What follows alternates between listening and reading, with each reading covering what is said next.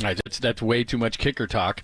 Let's get back to everything 49ers. Larry Krueger, whose show starts on Monday. Niners Nightly, which is going to be very, very cool. The Krug Show, which you should be watching on YouTube, which is absolutely great.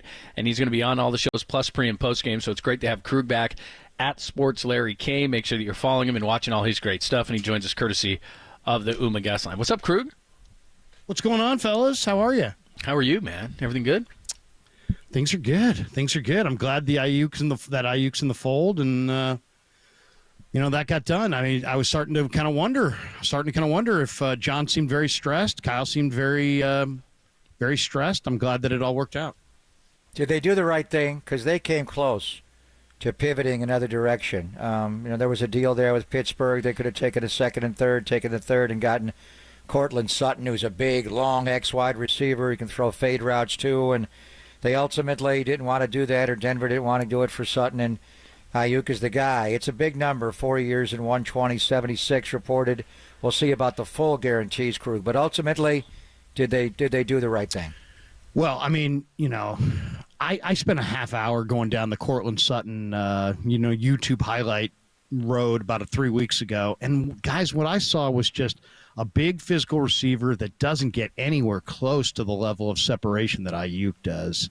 So, yeah, on the fades and on some of the red zone stuff, Greg, I think, Sutton would have been fine. But to me, this was the best result for this year. As far as did the 49ers do the best thing long term, I guess we can debate that once we see how this impacts Lenore and maybe Moody and Banks next year.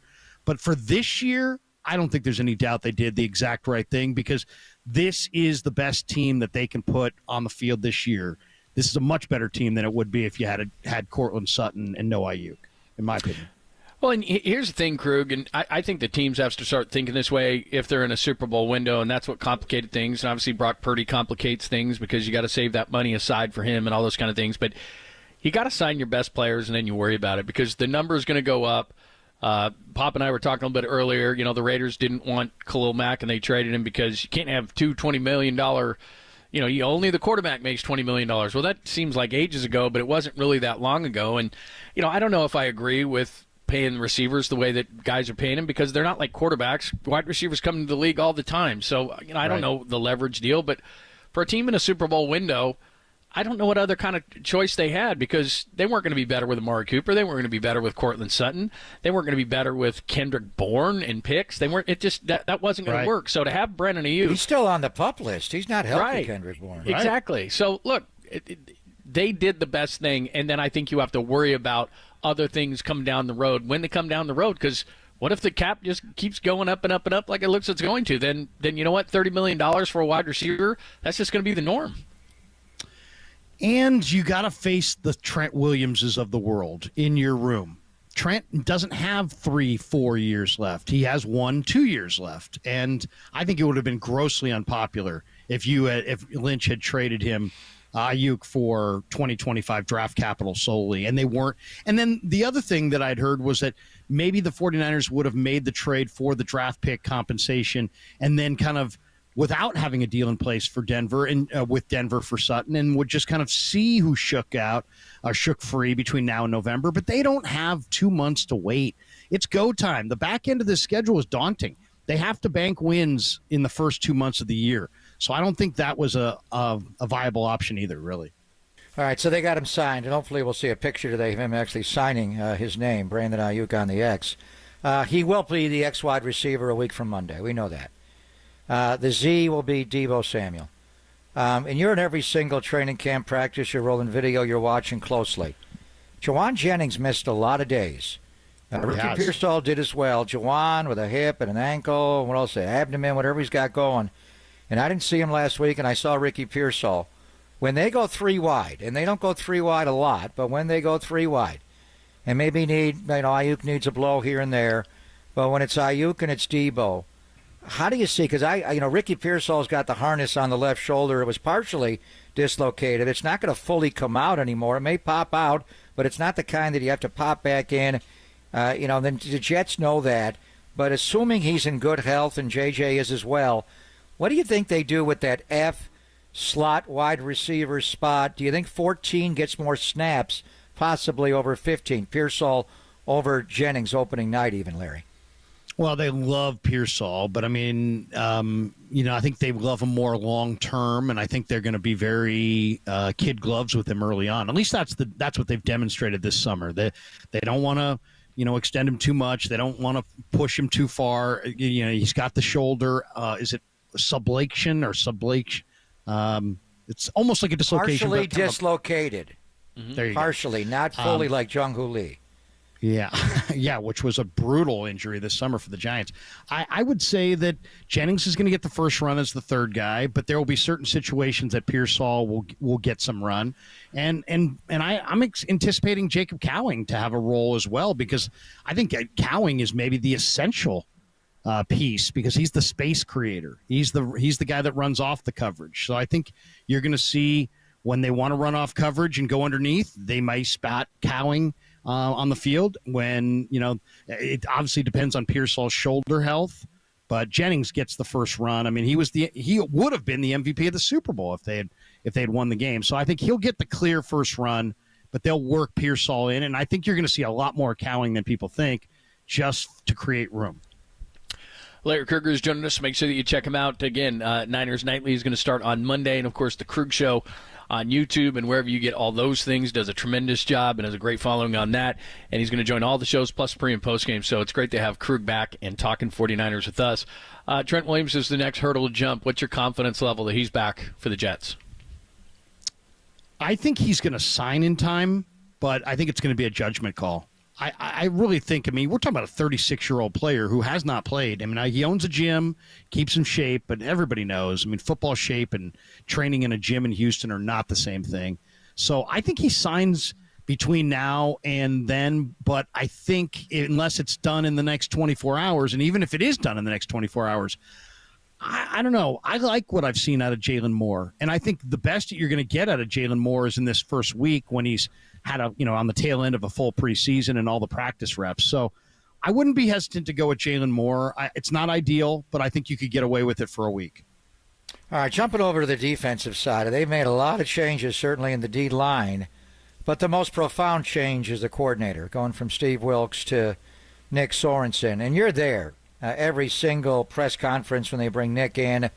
And we put his first one live on the air, and I frankly thought he was a little nervous, a little tight. His answers were brief. As he's more and more comfortable standing in front of the room, you guys, he's gotten better. It's not a big part of the job, but you have to stand in front of the room, not only as the ball father once a week on a Thursday, you got to do it every day. So how do you see, and then you got Brandon Staley, who will be upstairs watching the game and being involved. How do you think the change going to Nick Sorensen in D.C. will work out? Well, I like it. One, because it's a players' league, and the players are the bottom line, and they've got to sign off on it. And I think that the players have. I get the sense from talking to Fred Warner that Fred is a big part of the reason that Sorensen got this job. And maybe I'm wrong, but he's a real big fan of Sorensen. So I think continuity is a big part of it. So I don't know that we're going to see a lot of changes. But, for example, 2 years ago, I was told that Chris Kasarik dialed up a lot of the games up front. Last year, Steve Wilks told me that he dialed up 100% of the games up front, and Chris had say in it during the week. By games, you mean the twist stunts with the tackles in the ends. Yeah, the twist and the stunts and all the different things that they do play up front. And games were a big part of what they did, it seems like in past years more so, I thought, than last year with Wilks. This year, I just asked Sorensen about it yesterday. I said, who's going to call those games up front? And he said that he's going to call it, but Chris is going to have a ton of input. So I think you're going to see a very – it's very difficult to know because we haven't had – the preseason, they show nothing. The continuity was a big part of why Sorensen's there, but I think you're going to see some differences in the games that they play up front, and a little bit – I think they're going to play more man this year than they've played a ton of zone. They've been a heavy zone team. I think they're going to play a little bit more man this year. That would be my guess. I think their skill. I think they match up better on the back end, and when you match up better, you typically will play more man. All right, Krug, the new show on Monday. What are we going to expect out of Niners Nightly with the Krug? Well, you know what? The beautiful part about this is, as Greg said, I'm spending all my time down there at Santa Clara. So, I'm going to get up every morning, go down to Santa Clara, talk to the players, go into the locker room, talk to the coaches, watch the practice, and I'm going to bring it back every night at 6 o'clock. And you guys are going to hear it first and foremost right there on the leader from 6 to 7. The latest from the locker room, the latest from the podium, the latest scuttle from the players, what I'm hearing from other media people. We'll have media interviews. We'll have player interviews. We'll have out-of-town, kind of behind enemy lines type things. We'll interview the softy maulers of the world and have some fun with that. And it will just be a different thing every night. We'll take phone calls. We'll talk Niners for a full hour. I'm fired up, really excited. Are you starting this Monday? This Monday is Labor Day. Are you starting? Yeah, we're starting this Monday on Labor Day,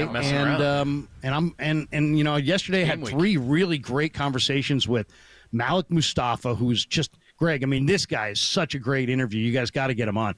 Drake Nugent, who's also, I think, a tremendous get for the Niner practice squad, and Nick Sikel, who's, he's watched Brock ascend.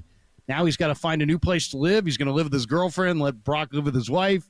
But Nick's got to carve out his role as a pro, and this is his best. He's had a good camp, and they're giving him a real opportunity here, and he's got to run with it. So I love talking to the players, and I'm going to bring a lot of that to the air every day. Mustapha, nice. is he keeping 43, or is he changing numbers? Do we know? I don't know, but you know what? We had a great conversation about how he understands. Like a lot of guys his age who have never seen Ronnie Lott would never know the greatness of Lott. He's got an appreciation for all that. He's a really, really smart kid. I mean, there's good picks, there's great picks, and then there's that pick. I mean, that was a tremendous 4th round draft choice. No doubt. By the way, I can speak for Pop, man. He's probably not doing anything on, a long weekend. He'd be glad to join you for probably the whole hour, actually. This Monday on Labor Day, Jack? Yeah.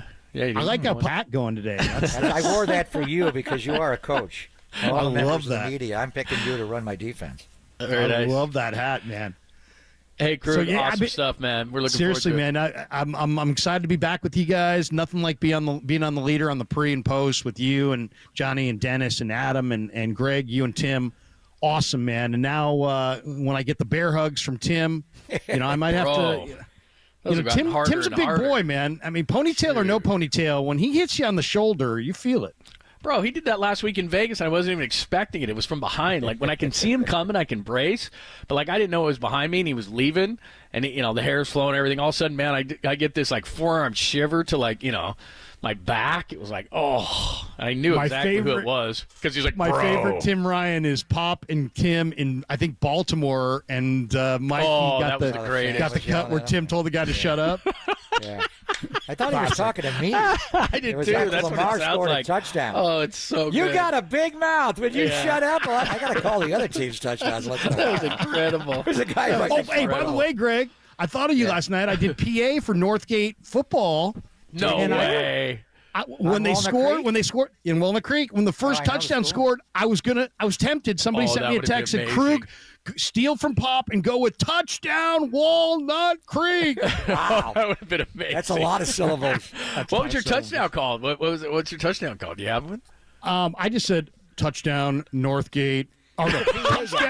No, I went with this one. Touchdown Broncos. Oh yeah, the Broncos. That's right. I came this close to saying Bulldogs. I mean, how bad would that have been? The wrong school? The wrong school. That would have been bad. That would have been bad. Don't do that. So amazing. How about last night? You got the Buffaloes versus the Bisons. Yeah, which is confusing as hell. It's the same, isn't it? Oh my God, that's amazing. That's so good, so good. Oh, that's cool, Krug. By the way, our guy Chris Babcock is on the call tonight at Monte Vista. There you go. My daughter goes to Monte Vista. Touchdown Mustangs. Yeah. Oh my gosh. Yeah. My stepdaughter goes to Monte Vista. Right? He's doing the call. High school football. Last night was freshman play. And oh my gosh. He doesn't need a partner. He does college tonight too. We get pro football around the corner. Bro, that's cool. Stuff's happening. Babcock solo, just all Babcock all the time. All that's probably what.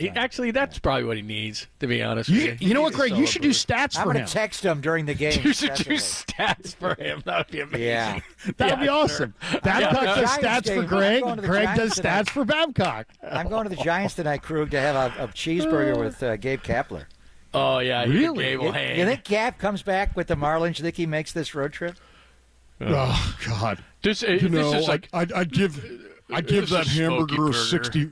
I'd grade it a 65. A 65. The same amount of wins the Giants have this year, don't they? I'd like a little more fat, a little more smoke in it, Anyway, all right, Krug. We'll see you Monday. The Krug Show, all the time 6 on o'clock, I'll be YouTube. listening. And Fired up, it's guys. always great to have you, man. Thanks, dude. Welcome Appreciate back, brother. Good stuff, guys. We'll see you down there. It. All right, Thank there you, is the Krug, Larry Krueger, the Krug Show, Niners Nightly, and of course all the shows and pre.